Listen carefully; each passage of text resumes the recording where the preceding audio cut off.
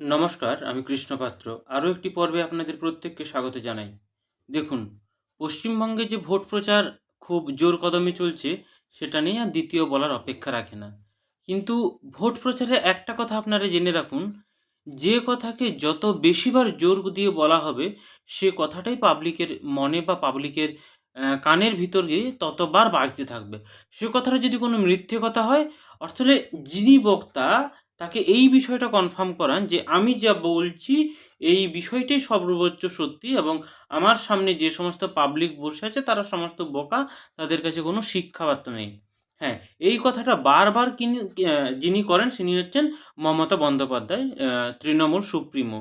তিনি আজ যিনি প্রচার গিয়েছিলেন হাবড়াতে, জ্যোতিপ্রিয় মল্লিক অর্থাৎ বালুর বিরুদ্ধে তিনি বলা হয়েছে যে বালুকে নাকি ফাঁসানো হয়েছে এবং বালু হচ্ছে তার সবচেয়ে প্রিয় প্রার্থী। সুতরাং হাবড়াতে যদি আপনি দ্বিতীয়বার বালুকে নিয়ে আসেন, আপনাদের যা চাইবেন তাই করে দেব। অর্থাৎ এইটুকুন ধরুন, সরকারের কাছে যদি কোনো রকম সদর্থক বা কিছু ভালো কিছু করার থাকে সেটা সরকার করতে পারেন। কিন্তু বর্তমান সরকার সেই জায়গাটা থেকে সম্পূর্ণ রকম সরে গিয়েছেন, সেটা আপনারা প্রত্যেকেই জানেন। বর্তমান সরকারের যে বুদ্ধিজীবী সম্প্রদায় তার আমরা কোনো অস্তিত্ব দেখি না।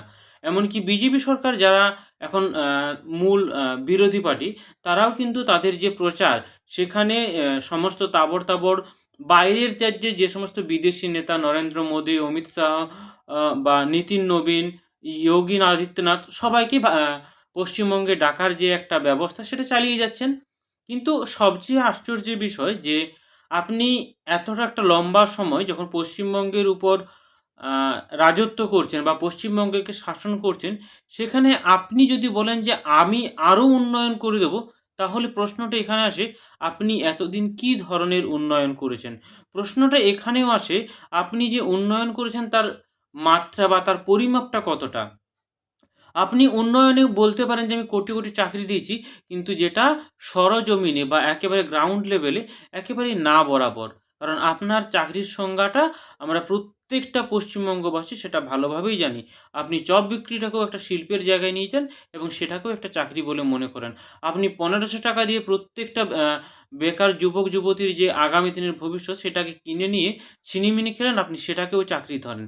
এখন প্রশ্ন, কেন আমি আপনাকে বারবার বলব বা আমরা কেন আপনাকে কারণ আপনি আমাদের রাজ্যকে শাসন করছেন, আপনি আমাদের শাসনকর্তা। সুতরাং আপনার যে সমস্ত সিদ্ধান্ত হবে সেগুলোকে নিয়ে প্রশ্ন তোলার আ মানে আমাদের যে উচিত বা প্রশ্ন তোলা আমি আমার কর্তব্য মনে করি। এখন প্রশ্নগুলো দেখুন, আপনি যে সমস্ত জায়গায় প্রার্থী দাঁড়িয়েছেন তাদের প্রচারে যাচ্ছেন এবং সেখানে একটাই কথা বলছেন যে, "আপনি আমাকে দেখে ভোট দিন।" অর্থাৎ একটা কোনো পার্টি কোনোদিন কোনো ব্যক্তির আদর্শে পার্টি হতে পারে না। প্রত্যেকটা পার্টির নিজস্ব আদর্শ থাকে। কিন্তু মমতা বন্দ্যোপাধ্যায় কোনো আদর্শ নয়। কারণ আপনি জানেন মমতা বন্দ্যোপাধ্যায়ের আমলে যে সমস্ত দুর্নীতি হয়েছে তার মধ্যে বড় একটা বিষয় হচ্ছে কাটমানি।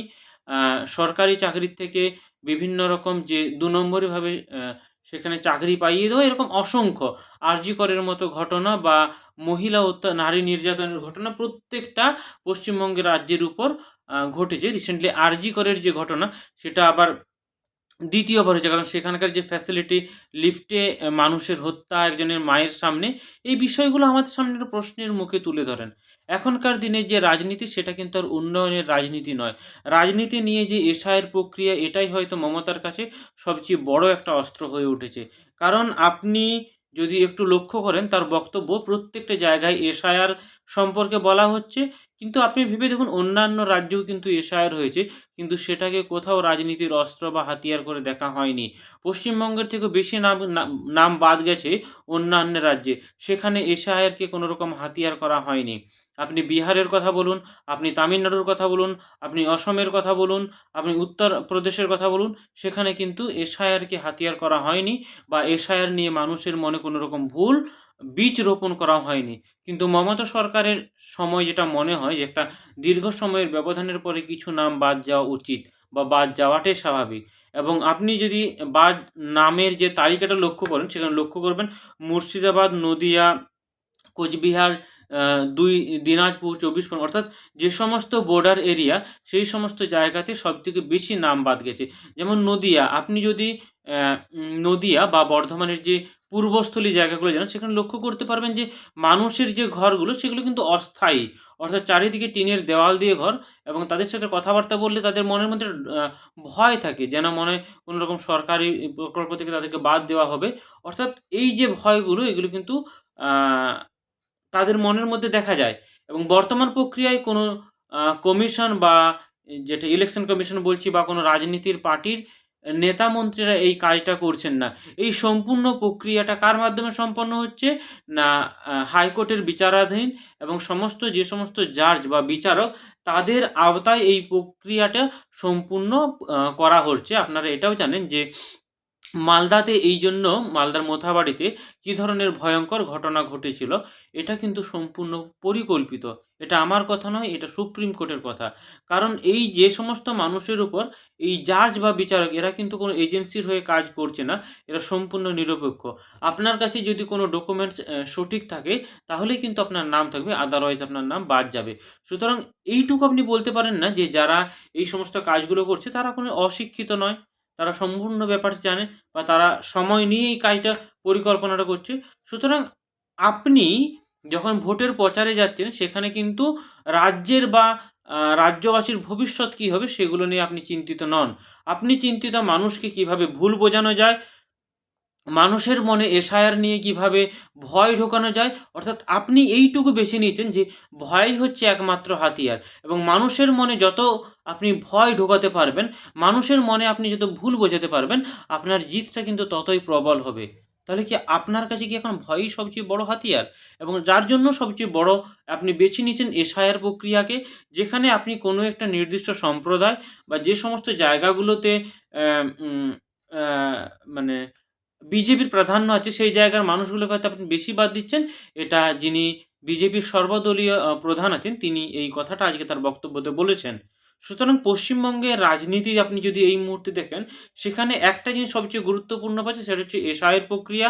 সেখানে আ মমতা বন্দ্যোপাধ্যায়ের কথায় আ বিজেপি তাদের বাইরের রাজ্য থেকে অন্যান্য কর্মীদেরকে নিয়ে আসছে, বা অন্যান্য ভোটারদের নিয়ে আসছে। এইখানে ফর্ম 6 এর মাধ্যমে আ নাম তোলার যে প্রক্রিয়া, এই বিষয়গুলো একটা মানুষের সামনে তুলে ধরার একটা প্রবণতা চলা হচ্ছে। সুতরাং আপনি যদি ভোটের এজেন্ডা দেখেন, বা আমি যদি আবার ২য় বার ক্ষমতাতে আসি, আমি সেখানে কি করব এবং আমি সাধারণ মানুষকে কি দেবো, এই বিষয়গুলো কিন্তু আর রাজনীতির কোনো কিছুতেই যায় আসে না। যেগুলো পূর্বে একসময় ছিল যে আমি যদি আসি এই করব, এই ক্ষেত্রে সম্পূর্ণ বাদ গেছে। আপনি আমাকে জেতাবেন এই কারণে, কারণ আপনার মনের মধ্যে আমি এই ভয়টা ঢোকাচ্ছি, আমি আপনার মধ্যে এই প্রশ্নগুলো ঢোকাচ্ছি যে এসআইয়ের প্রক্রিয়ায় আপনার নাম বাদ গেছে। আমাকে যদি বাদ দেন, তাহলে বাইরের যদি সরকার আসে, তাহলে আপনাকে আরও বাইরে করে দেবে। এটা কিন্তু আদপেই বাস্তবে না। কারণ আমরা প্রত্যেকেই ভারতবর্ষের যে নাগরিক, এবং এটাও বলা হচ্ছে যে সমস্ত নাগরিকদের নাম বাদ গেছে, তাদেরকে ট্রাইব্যুনালে অ্যাপিল করার সময় দেয়া হবে। হ্যাঁ, কথাটা ঠিক, এটা মানতে বাধ্য যে, যে সমস্ত মানুষের নাম এই এসআইয়ের প্রক্রিয়ায় বাদ গেছে, তারা এইবারের ভোটার প্রক্রিয়ায় অংশগ্রহণ করতে পারবেন না। কিন্তু তার অর্থ এটা নয় আপনি দেশের নাগরিক নন। সুতরাং আপনার কাছে যে তথ্যগুলো একজন সুপ্রিমো বা যিনি আমাদের রাজ্যটাকে চালনা করছেন, তার কাছে কিন্তু অথেন্টিক হওয়া উচিত। মানুষকে কোনোরকমভাবে ভুল বা ভীতি করা আপনার কাজ নয়। আপনার কাজ মানুষকে আশ্বাসন দেওয়া। এই আশ্বাসনের জন্যই আপনি আগামী দিনে আরও বেশিভাবে আ রাজ করতে পারবেন, বা আপনার যে শাসকের গদি, সেটা হয়তো সুরক্ষিত থাকবে। হ্যাঁ, মানুষ পরিবর্তন চায়, পরিবর্তন চাওয়াটাই স্বাভাবিক। কারণ যদি পরিবর্তন না হতো, আপনি কিন্তু সিপিএমকে হাঁটিয়ে নিজে এতদিন রাজত্ব করতে পারতেন না। পরিবর্তনই জগতের নিয়ম। কোনো কিছু স্থায়ীশীল মানেই সেটা হানিকারক, সেটা ক্ষতিকর। হ্যাঁ, আপনি বা আম আ যেভাবে মানুষকে বোঝাচ্ছেন, সেই বিষয়গুলো কতটা ঠিক বা কতটা ভুল। দেখুন, প্রত্যেকটা মানুষের নিজস্ব নীতি নির্ধারণ থাকতেই পারে। কোনো সময় আপনাকে আমার ভালো লাগতেই পারে, কোনো সময় আপনাকে আমার ভালো লাগতে নাই পারে। যেমন বিভিন্ন রকম সোশ্যাল মিডিয়ায় যে ভিডিওগুলো আসছে, তাতে সরাসরি হুমকি দেওয়া হচ্ছে, যদি তৃণমূলকে ছাড়া অন্য কাউকে আপনি ভোট দেন, তাহলে আপনার পিঠে মেরে আপনাকে কোলবালিশ বা পাশবালিশের মতো অবস্থা করে দেওয়া হবে। ২-৩ রকম জায়গায় সোশ্যাল মিডিয়ায় এই ভিডিওগুলো পাবেন। এটা বলা কিন্তু আপনার সাজে না। কারণ আপনি দেশের সুপ্রিমো। আপনার আওতায় আমরা সমস্ত রাজ্যবাসী আছি। সুতরাং আপনার যে ছায়া, সেটা যেন নির্মল, সেটা যেন শান্তির ছায়া হয়। সেখানে কোনো রকম অসভ্যতা বা এই ধরনের উস্কানিমূলক কথাবার্তা আপনার দলের কেউ বলে, সেটা কিন্তু শোভনীয় নয়।